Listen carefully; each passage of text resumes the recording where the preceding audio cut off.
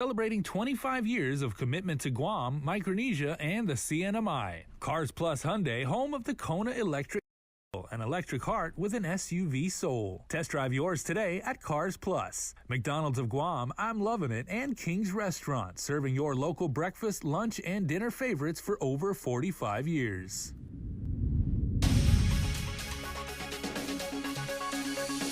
The jury in Rudy Kanata's murder trial is set to begin deliberations after closing arguments were presented today. And the latest in the two-man crash over the weekend that involved 4 cars and sent 3 to the hospital. Plus, effective this morning, military bases remove mask requirements. These stories and more right here, right now on Primetime. Hafa and good evening, everyone. I'm Hannah Devonzo, and thanks for tuning in to your news leader. The fate of Rudy Kanata lies in the hands of a jury after closing arguments were presented today in court. Rudy Kanata faces decades to life in prison if he's found guilty for the murder of the former Humatak Mayor Daniel Sanchez. His girlfriend Joyner Sked has already been convicted for her part in the act during her trial last month. During trial, both the defense and prosecution firmly presented their closing arguments. Prosecuting attorney Leonardo Rapadas led by stressing the jury to use their common sense despite DNA not being detected on the weapons. It was a victim found in the defendant's house. The lock from the outside, the blood on the floor on the outside, the blood on the inside, the weapons that were used located on the inside. While there were no eyewitnesses, Rapadas urged the jury to examine the facts. They saw that the victim was laying face down, without his shirt, his pants on, and then one shoe on. The place was disarrayed. It was a mess. They immediately saw wounds to his back. They saw wounds to his head. And laying beside him was a bloody hammer and a bloody scissors. In his closing argument, defense attorney Peter Santos claimed the Guam Police Department was narrow-minded throughout the investigation. When police judge a book by its cover and then develop their theory that's not supported by any evidence, then that's how we end up with innocent people in jail. That's how we end up with tunnel vision. Santos continued to point to Sked as the true killer and claimed that even Kanata fell victim to her abuse. Rudy cried for help and nobody wanted to help him. The tragedy, he thought Sked was going to kill him. And Sked did kill. Tragically, it was Daniel Sanchez she killed. Santos closed with stating that police failed miserably and conducted a tunnel vision investigation where many leaves and stones were left unturned. Jury deliberations are now underway. The Guam Police Department's Highway Patrol Division was activated to respond to a serious crash that occurred just before 2:30 in the morning on Sunday in Tumon that involved 4 cars. According to police spokesperson Berlin Sevilla, the crash occurred along Route 14 on Pali San Vitores Road by Guma Tranquilidad. Sevilla says the car was traveling down Route 14A when it hit a median and crashed into other cars that were waiting to turn left at the bottom of the hill. 1 person was transported to Naval Hospital while 2 people were transported to Guam Memorial Hospital. All that were transported and at scene were arrested and assessed and treated by medical personnel, according to Sevilla. Their conditions are not known at this time. 4 men were arrested following an early morning police chase that started in Tumon and ended in Pagat, Manilao around 2:30 a.m. on Friday. According to GPD, officers were attempting to conduct a traffic stop along Ipoh Road when the driver took off and gave chase. In Pagat, the driver rammed into several patrol cars. 1 officer was injured and provided medical attention. The following individuals were arrested: Andrew Toves, who was the driver, Jaron Kanata, and Anthony Kanga. They were booked and confined, while the 4th individual, Jerry Matanutnya, was booked and released. Living up to the creed of Semper Fi, our Tyler Matanani brings the story of a Marine who rucked 24 miles in honor of his best friend, who was also his brother in arms. Always caring for others. He was very compassionate about how others felt every day. Always checking up on people, making sure everybody's having a good time. Ricky Pack was in Japan when he got the news that his best friend, Jaron Wallbacker, had been killed. I was in Japan, it was 4 a.m. I was getting like 30 missed calls. Jaron was pronounced dead following an altercation outside of a Tumuning restaurant one early Saturday morning in October of 2021. Arrested were 22-year-old John Maliaga and 31-year-old Fiata Galuia Aki. I didn't know what to feel. Jaron and Ricky's friendship sparked in the 6th grade over their love for basketball. Their similar passions in life later led to the two joining the Marines. First Jaron, then Ricky. Best memory of him was probably when I graduated boot camp. You know, I haven't seen anybody for 3 months, and he was the first face that I got to see from home in California. Seeing his face that day really meant a lot. My best friend seeing me graduate. On March 26, Ricky rucked 24 miles from Anderson Air Force Base to the Veterans Cemetery in Petey in honor of Jaron's 24th birthday. A world of different emotions and memories of their friendship flooded his mind. Just, our friendship throughout the years, him not being here, just the thoughts of what could be and what happened. Ricky hopes that Jaron's death will serve as a reminder to everyone to never take life for granted and to always think about the consequences of their actions. It just feels like he's in California and I'm in Japan, like how it's always been. So I feel like he's still alive somewhere, that he's not actually gone. For KUAM News, I'm Tyler Matanani. Planning to head to any of the island's military bases, you no longer have to wear a mask. At around 9 o'clock this morning, Joint Region Marianas Commander Rear Admiral Benjamin Nicholson made the announcement on Facebook. I'm happy to announce that we are removing the mask mandate effective immediately. I would like to personally thank each and every one of you for your patience during this often difficult and trying time. It is through your dedication and understanding that we have been able to reach this very important milestone. The Rear Admiral said although the fight is not over, we are better equipped for this battle. He also encouraged everyone to continue social distancing when possible, wear a face mask when you're not feeling well, and don't go to work if you're sick. The mask mandate for Guam, however, remains in effect. Governor Lou Leon Guerrero spoke Saturday night at the Guam chapter of the American Red Cross as Guam continues to round the COVID corner. And we are actually just at the brink of going into endemic. And so once we declare that, we will all go back to some form of normalcy, but we still have to continue being very vigilant and very sensitive to our ability to respond as urgently as we can should another surge come on. Meanwhile, on Friday, the Joint Information Center announced that Guam's COVID-19 community level is moderate. And speaking of moderate, although Guam's COVID-19 cases continue to plunge, but we're not in the clear yet. Daniel Perez has the latest with Guam's COVID status, according to the CDC Community Risk Metric. We hope to keep seeing this downward trend so that perhaps by later this week, maybe we might be able to qualify for the low risk category. The numbers speak for themselves, and according to lead epidemiologist Dr. Annette David, Guam remains on the right track in exiting the Omicron surge. According to the latest numbers, the new cases per 100,000, Guam had over 1,000 cases by the end of February.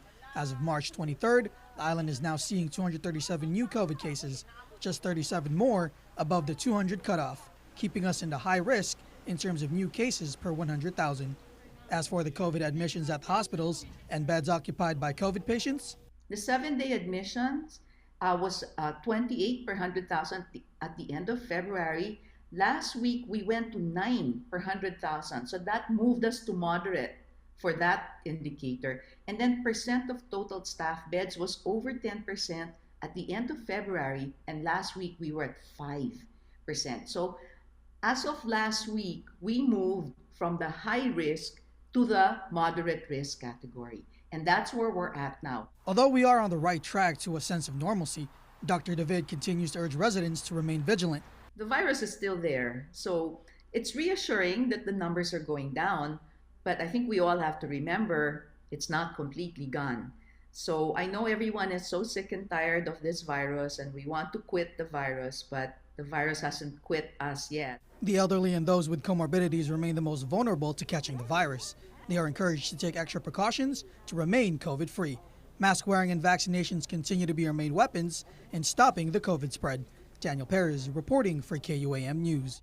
U.S. Space Force Chief of Operations General John Raymond wrapped up a tour of Andersen Air Force Base over the weekend.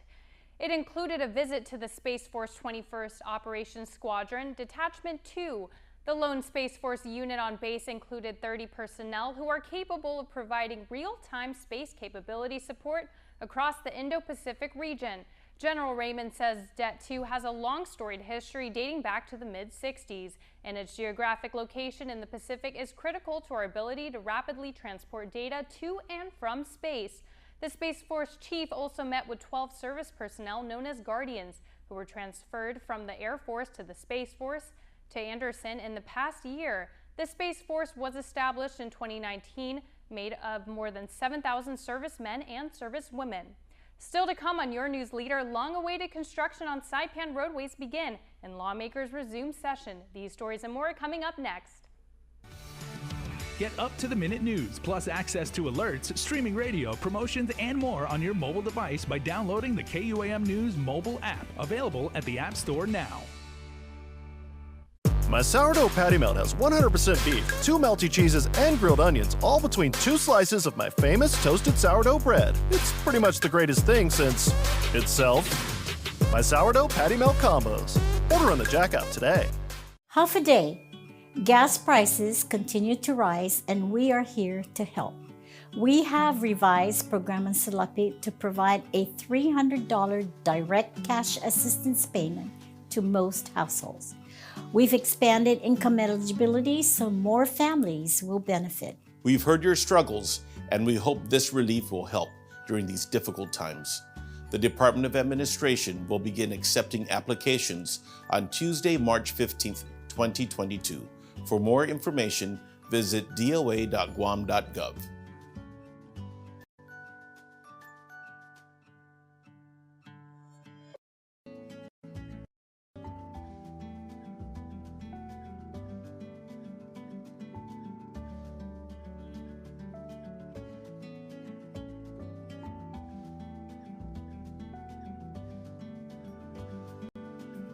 This ad is paid for by the Office of the Governor using government funds. At the start of the pandemic, being the only provider in my household, I was so worried that I didn't know what to do. I didn't know how to pay my bills. I still work, but it was short hours, like only 2 hours, 3 hours a day, and that didn't really cut it. I wasn't really thinking about getting any type of federal assistance. I got BUA and I got seniors, and it's helped a lot. It really means a lot to us. It really took a lot of burdens off my shoulders. It really helped me to provide for my family and put food on the table, and it really came at my time of need. Yeah, I kind of dropped your worries down because everything was less stress.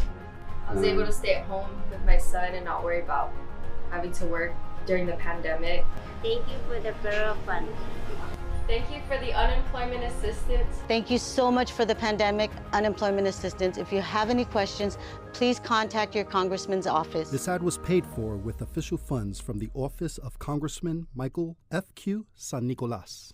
Let us know what's up on our KOM News WhatsApp tip line at 671-727-0094. Share information about what's happening in your town, on Guam or the CNMI, and what you want us to know. Reach us on WhatsApp at 671-727-0094. The island's youth could have representation soon on the Commission I Fino Chamorro, or the Chamorro Language Commission. The first bill up for discussion during Monday's session was introduced by Senator Amanda Shelton at the request of the Guam Youth Congress. It would allow for a non-voting youth member, although some lawmakers questioned why the position would not allow to be voted. Sponsored Shelton said it was at the suggestion of the commission. That was the request from the stakeholders of this bill. My understanding is that the youth are happy to, the youth who have introduced this legislation in the Guam Youth Congress, who have asked for us to move it forward, are agreeable to at least having a youth member sit on the commission at this time. The bill was moved to the third reading file for later voting. Government of Guam employees who quit their jobs to avoid drug testing and expect to be rehired later will find that loophole closed by a bill by Senator Tony Atta. The measure would require employees who resigned before an employer announced drug testing to still take the test in order to retain their reemployment rights. Speaker Therese Terlahi said she supports closing the loophole, but wants it narrowed. I still think we could make it more narrow, and I think when we're, dealing with employment rights, we should make it as, particularly we want to penalize those who might be purposely trying to avoid a drug test and, gaming the system. But we do not want to penalize anyone else who may be resigning for any other reason. And I have heard, that there are other employees who resign for many other reasons. Terlahi's amendments would still require resigning employees to submit and pass a drug test, but then also pass another one if they seek to be rehired by the government within 4 years.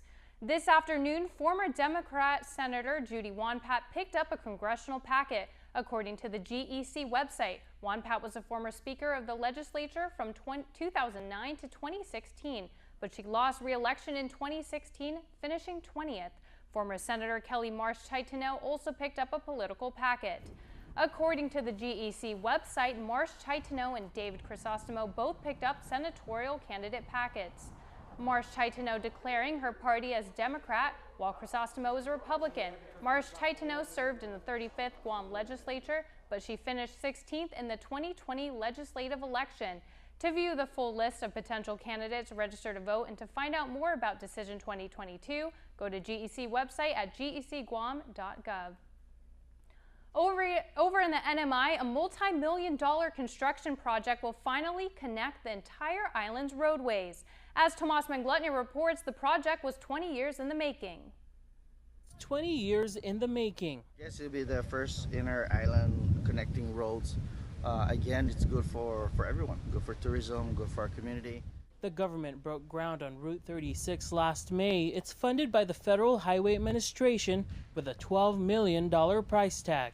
We used to have a connection road all the way, and then through time, things kind of to give it property to private properties, and so over time, the road has closed. They're closing in on the first phase of the project. We're about 35% completed this project, and the timeline actually is trying to the first stage is to have it done by September, but again, the contractor asked for additional time and extension, so we're going to have to revisit that again. They've built 2 box culverts, the most critical part of the project, to allow stormwater to flow through in 2 separate areas of the 0.95-mile road. Once it's constructed, it is capable of mitigating and directing all the downstream from the ravines uphill, so that we won't have any issues with the road falling down from mudslide. Once the concrete is poured this weekend, the project will be half done, paving the way for residents to loop around the island and even visit the hidden beach. Tomas Manglutnia for KOAM News on Saipan. It's a call for peace. A class of 4th graders from Prince Elementary School caught up with the news are advocating peace through the form of art, despite not understanding the deadly attack on Ukraine from Russia. KUAM's Isaiah Uggan reports. More than a dozen 4th grade students at Captain H.B. Price Elementary School in Manila are calling for peace in Ukraine through their artwork. Gisela Gayo is a gifted and talented education art teacher for the Guam Department of Education. War is not a nice thing, and we are all thinking about the people in the Ukraine, and that is why we did that. Through 2 45-minute sessions, 16 students created a collage of a sunflower, gluing strips and torn pieces of yellow and brown butcher paper to a large blue sheet representing the country's official flower. I asked the kids this morning, I said, do you know why we did it? And they said, yes. we do. It is the state flower from Ukraine. Russia invaded Ukraine a little over a month ago for no apparent reason on February 24th of this year. I said, do you know what's happening in the Ukraine? And they said, yes, the Russians are taking everything.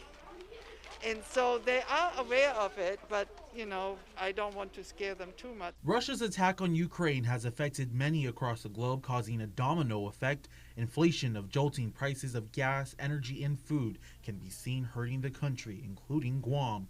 All art pieces will be published in a local magazine at the end of the year, according to Gaio. Reporting for KUAM News, Guahusi Isaiah Uggan. Stay tuned. Up next, Dave Delgado with your roundup of local sports. And still to come, Joan Uggan-Charfers closes out our women's-driven series. That and more when Primetime returns.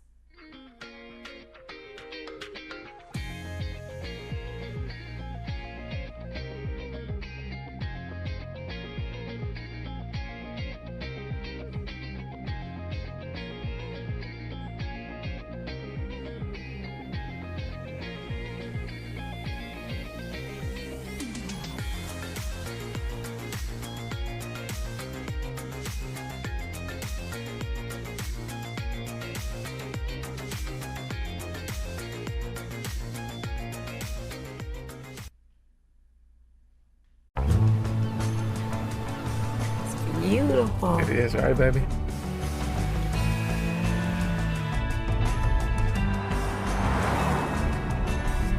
Dad, isn't that where we usually stop for gas? It's where we used to stop, but not anymore. But isn't that the place with the milkshakes? Okay, all right, let's go. Good job, kids. Take your adventure further in the first ever Santa Fe Hybrid. Hey, Marks, good evening, man. Good morning. We like to say we're in the business of opening doors. Since first opening our doors in 1972, our love for our community has driven our legacy of service. We've seen paths to bigger and brighter futures. So, what are we saving for? School? We've seen the heart of our people. You ready for this? Yeah. We've seen our communities come together to help one another. We've seen passion become successful business plans. We've seen generations of families grow with us. Wow, that was easy. Wow. And when we think of all the doors we helped to open, we can't help but be reminded of the reason we're still here today. Our people.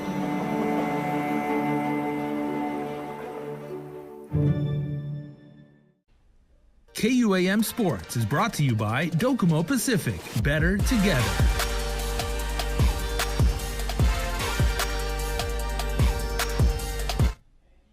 What's up, Guam? Dave Delgado here for KUAM Sports. Thanks for watching. We get the show started tonight with some rugby news as another Guam athlete signs to play at the collegiate level. Check it out. Notre Dame rugby player Michaela Toigwe signed her letter of intent to play rugby for Brown University. Michaela is excited to get the opportunity to further her rugby career at the next level and get an education. I am beyond excited to have finally signed today. It's been a really long process playing in a bunch of different tournaments and a lot of conversations and Zoom calls, so it feels really good to finalize where I'll be going to college and continuing my rugby career. I've always loved getting better at the sport of rugby, and I feel like this next step will be a major one in my development, and I guess that's just how I would like to continue my life courses. I just want to continue to get better, and Brown is the exact place I want to do that for both my rugby career and my academics. She said that it was important to have her family and friends at the signing event. She wanted to show her appreciation for their support and to celebrate her accomplishment. It's always an honor to represent Guam. I always make sure to have a flag with me in every tournament I go to, and it just feels good to have signed today, having come after Matias Calvo, Ali Ada, Halana Garcia, everyone else representing Guam, because I've always looked up to them leading up to this moment, and it feels good to be the next one in that track, and I'd hope to do the same for those after me. Turning over to some baseball news, the FB Leon Guerrero Hawks won the 76 Pony Middle School Baseball League title 10-2 over the Estumbo Dragons. FB entered the game as the 3rd seed, while Estumbo was the 6th seed. Pitchers Javier Timinglo and Koa Bonbon combined for 15 strikeouts in the win. Timinglo was 2 for 3 at the plate with 2 RBIs. Shortstop Peter Concepcion was 1 for 1, 3 runs and an RBI. Kanoa Cepeda 2 for 4, 2 runs and 2 RBIs. Justin Sablon finished 2 for 3, 2 runs and an RBI. Congratulations to the Hawks again for winning this year's championship trophy. The team is coached by head coach John Salas, Tony Concepcion, and Pete Timinglo. KUAM Sports is brought to you by Docomo Pacific. Better together.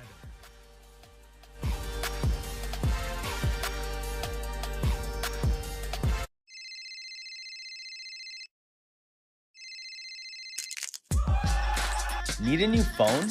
Trade in now and get up to $500 off our best 5G devices. Trade in your older phone in any condition and step up to better savings and speeds only our 5G network can provide. Check out our website and catch up on the best mobile experience. Trade in now. Docomo Pacific. Better together. Mobile offers a new and convenient way to fuel your vehicle. Pay gas and go. No need to line up inside the store. Press preset. Enter whole dollar amount without decimals. Press Loyalty ID and enter your mobile number or insert Smiles card. Insert and remove payment card or tap contactless credit card. Begin fueling. And don't forget to grab your receipt. Pay gas and go. It's that easy. Don't need a work break, keep the smile on your face. The moments you can't replace, and I'll be around. Whoa. You can count on me. You can count on me for life. Wherever life takes you, we're always here for you. Calvo's Insurance. Count on us for life. For the first time in its rich history, spanning 7 decades, the University of Guam is extending its traditional Charter Day to Charter Month. Jason Salas continues his series profiling UOG's program that benefits the region in academics, training, and research.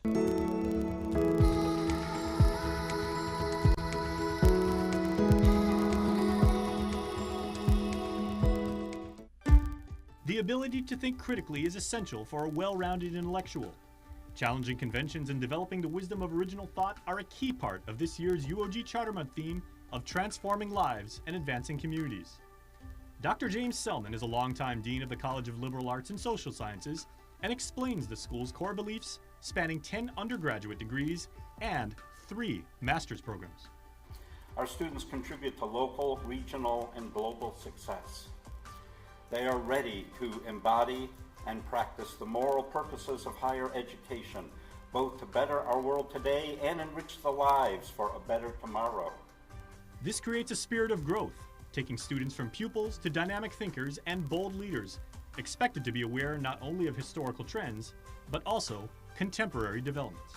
There's a greater focus on how the geopolitical issues drive, given the region's connection to the United States and our proximity to Asia, and the moves that India and Russia and especially China are making today.